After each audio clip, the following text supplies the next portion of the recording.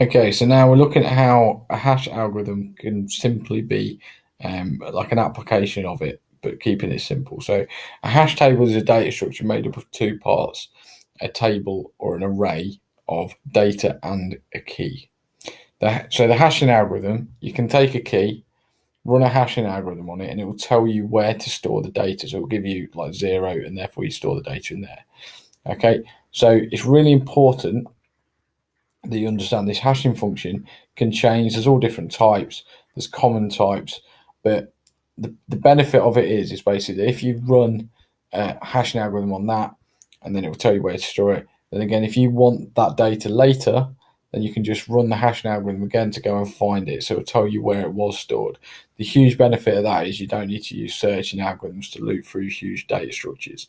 So it can be very efficient as you can run the hashing algorithm on the key to work out where the data is stored instead of using the traditional sort of searching algorithm methods. Okay, so let's look at a simple example. So imagine we had a data structure with 10 elements in. We could use a really simple hashing algorithm to add up every value in the key and then use modulus 10 to ensure it fits within our range. Okay, so real hashing algorithms are far more complicated than that, especially encryption ones, which can be extremely secure. But conceptually, it's that you understand what hashing algorithms are and why we use them more than specifically understanding how one works. So take this one for example.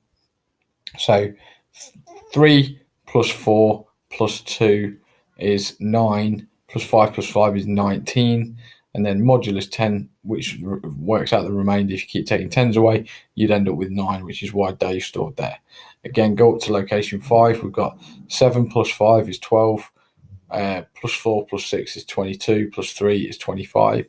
Mod 10 equals 5, which is why Becky stored there. So that's a really simple example of how a hashing algorithm could be applied.